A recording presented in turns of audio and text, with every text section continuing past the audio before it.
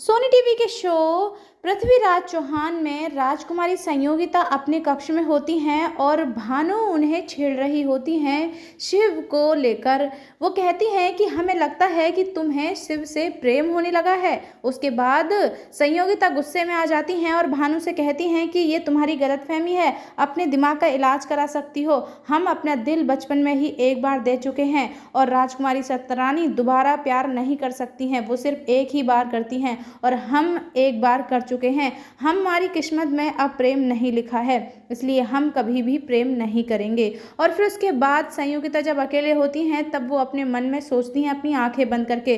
तब उन्हें पहले तो उनके बचपन का पृथ्वी नजर आता है और उसके बाद उन्हें नजर आता है शिव, यानी कि बड़ा वाला पृथ्वीराज चौहान। और वो फिर से कहने लगती हैं कि शायद हमें शिव इसीलिए दिखाई दे रहा है क्योंकि हम उससे बार बार टकरा रहे हैं। वो मानना ही नहीं चाहती हैं कि वो शिव की तरफ, यानी कि एक्चुअल में जो पृथ्वी है उसकी तरफ अट्रैक्ट हो रही हैं।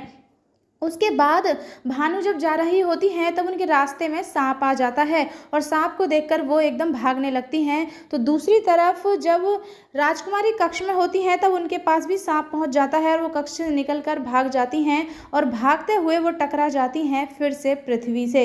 और वहाँ पर भानु उन्हें चिल्लाकर बुलाती है कि राजकुमारी संयोगिता।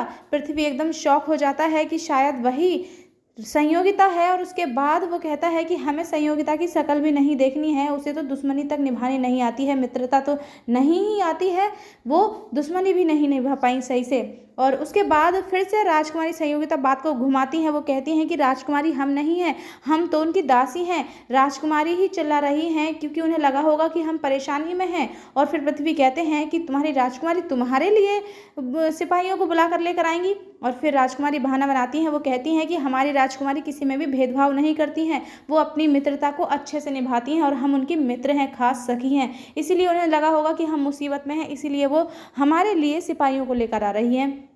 इस तरह से उन्हें वो फिर से चकमा दे देती हैं। और जब राजकुमारी कहती हैं पृथ्वी से कि तुम छुप जाओ यहाँ पर, तब वो कहीं जाकर छुप जाते हैं ताकि उन्हें कोई देख ना ले। संयोगिता भी अपनी पहचान छुपाना चाहती हैं, साथ ही पृथ्वी भी अपनी पहचान छुपाना चाहता है, इसीलिए वो दोनों ही छुप जाते हैं और सांप को सब लोग ढूंढने लगते हैं। लेकिन सांप तो पृथ्वी के पास आकर आ जाता है और बिल्कुल बराबर में भानु को ऐसा लगता है कि पर्दे के पीछे ही सांप है और वो एकदम सिपाहियों को बुला लेती है और जहाँ पर पृथ्वी छुपे हुए होते हैं वहीं पर सिपाही भी पहुँचने वाले होते हैं।